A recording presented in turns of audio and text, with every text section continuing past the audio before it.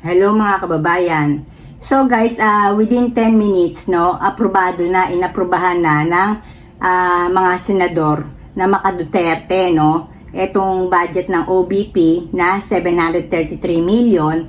Tapos dinagdagan pa ng 600 million para sa special project yata yung pondo na yun.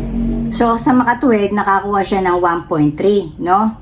So ito guys, no, etong mga senador na to na sina Bato de la Rosa, Bongo, tapos Cynthia Villar, JB Ejercito, etong si Jingo Estrada, Maka-Duterte din yan, si Tolentino, si Robin Padilla, Cynthia Villar, di ba? So, kumbaga man, talagang, at lalo na yung pinaka-leader nila, yung pinaka-chairman ng sa budget, no, si Grace po. Tandaan nyo guys yung mga yan, huwag nyo iboboto sa eleksyon yung mga tapos na yung termino sa 2025 na kung mga kandidato ulit na maging senador. Ito yung mga walang kwentang senador. Kasi alam nyo guys, sila, naglilingkod sila sa mga Duterte. Ito sa tingin ko ito siguro yung mga may takot sa Duterte.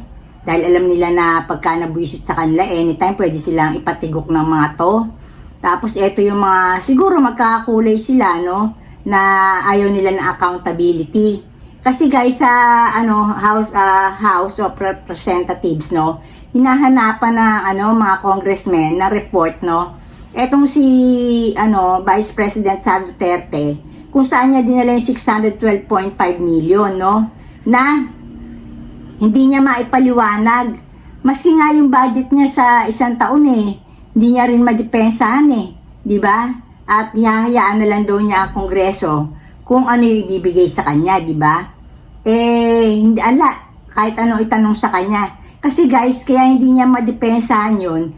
Alam niya na pagka ini-enumerate niya, inisa-isa pa niya, kung ina-itemize niya, kung saan niya dadali ng mga yon, baka hindi pa sumapit sa 733 million, di ba? O baka sumapit man, hindi talaga lalagpas ng 1 bilyon kung talagang walang pandaraya, walang mga hocus-pocus, di ba? Pero itong mga senador na to, alam na nga nilang hindi na nga nag-report na ganon at hindi maipaliwanag yung mga nawawalang funds. At itong pondo na hinihingi hindi rin in-enumerate kung saan dadalhin, di ba? Basta-basta na lang, aprobado na yung 733, tapos may additional pa. Kaya pala itong si Sara Duterte, abot hanggang tenga yung ngiti niya. Dahil syempre, alam na niya talaga, kasi dumalo siya So, ibig ko sabihin, alam na niya yung darat na niya doon kung masaya o hindi. Dahil alam niyo naman yan, pagka yung malalagay siya sa alanganin, hindi yan dumadalo. So, kaya dumalo yan sa Senado, kasi alam niya pabor sa kanya yung mangyayari. So ito guys wag niyo iboboto tong mga senador na to kasi guys malulugmok tayo. Biruin niyo, sila lang, wala sila yung kumbaga man halimbawa itong mga senador na to, kampi-kampihan lang sila pagka nakagawa ng atraso yung isa o yung kapamilya ng isa, kagaya na ngayon nangyari kay Senator Gatchalian, di ba? Yung tatay niya yung sangkot doon sa dumaan doon sa busway, no? Sa may EDSA busway, no? Na gamit yung mamahalin na sasakyan na may plate number ng pagkasenador, no? Na dapat para kay Senator Wing Gatchalian lang yun. Pero ginagamit pala ng kapamilya niya, di ba? So ibig ko sabihin guys, ito yung mga senador na yung hindi nila i-check kung talagang tama ba yung magiging budget, di ba? Na alam naman nila na hindi naman nila pera yun, yung pera ng taong bayan yun Pero wala lang, dahil nga Maka-Duterte sila, aprobado na, dahil baka magalit si Madam, di ba? Dapat alam nyo guys, pagka ikaw pumasok ka sa public service, matapang ka, para kang si Trillanes, may bayad ka. Wala kang ipiplease dyan dahil hindi ka naman nagpunta dyan para maglaro o makipagkampi-kampihan. Nagpunta ka dyan para magtrabaho at kung sa tingin mo sino man ang nagkamali, no?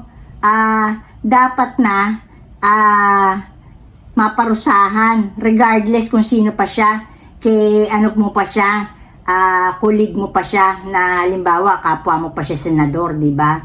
So itong mga to, no, sa tingin ko talaga, no, walang mga bayag to.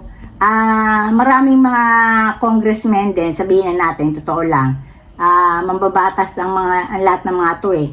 Tapos mga senador, mga takot yan sa Duterte. Kasi sa isip nila, alam naman talaga nila yung katotohanan sa mga Duterte na mamamatay tao tong mga to, no? So, kumbaga man, siguro isa yun sa mga nagiging dahilan bakit sila nagiging maka-Duterte o pinapalampas nila yung mga kamaliang ito. Kaya nga guys, no, sa susunod, wag niyo kagaya to itong mga re-electionist na to, no. Tandaan niyo to, wag niyo itong boboto, itong si Tolentino, tapos si Bato, tapos itong si Gona rin, ha. Tapos itong si Binay. Alam ko yung Binay na kapatid niya, no. Pero wag niyo na rin iboto 'yon kasi yung isang slot, no, ibigay niyo naman sa ibang tao. Wag naman ma-dominate ng isang pamilya lang, 'di ba? Dahil nga sa kanilang mga apelyido. Tapos eto naman, although okay naman tong mga Tulfo, no, na kumakandidato rin itong dalawang kapatid na Ben at saka itong si Erwin, no. Hayaan na muna natin na isa lang muna ang senador, 'di ba? Wag naman yung lahat sila kubin na nila yung Senado, 'di ba? So, tapos etong si Tolentino guys, wag na rin iboto yan. Talagang magbigay kayo ng puwang para sa mga bagong mauupo dyan na may baka sakali lang magbaka sakali kayo sa ibang tao. Kasi kung magkamali man kayo, at least nagbigay kayo ng chance sa iba. Kaysa itong mga to, alam nyo ng bulok ang pagkatao, di ba? Bulok talaga sila kasi hindi nila pinairal yung check and balance at saka yung accountability, no? Dito kay Sara Duterte, 'di ba? Ang dali lang nila na magpasya na idagdag pa yung 600. Ang samantalang nakwenta-kwenta na ng House of Representatives, no? Doon sa lower chamber, no? Na 733 lang talaga dapat diyan. So, ayun lang guys, maging kayo, mapanuri kayo at yung mga nyo, kapangyarihan nyo na minsan nyo lang gagamitin, no? Dito lang tayo may boses sa pagboto. Maliban dito, wala tayong magagawa pag nasa pwesto na sila, di ba? Enjoy na nila, hindi na nila tayo kilala. Mabait lang yan pagka hihingin pa yung boto natin na parang sila may karisma, mabait, mabuting loob. Wag na guys, bigyan nyo ng puwang yung iba pa, no? Magkamali man kayo, at least alam niyo naman na sumubo kayo. Kesa yung etong mga to ulit iboboto nyo na mga maka-Duterte. No, yung Bilyar wag na rin. Si Camille, dahil ang pasya rin yan yung kung ano sabihin ng nanay niyan. Kung itong mga iboboto nyo, alam nyo naman bulok. Kumbaga man wala kayong na-contribute, no, sa lipunan natin. Ang boto nyo ang pinakamalakas na boses nyo. Kahit kumbaga every 3 years nyo lang to ginagamit.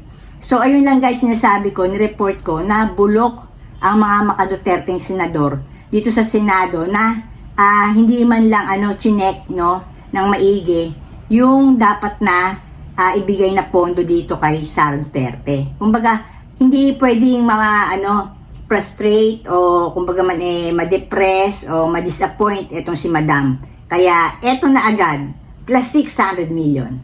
So dito na ako guys, and blessings everyone. Bye.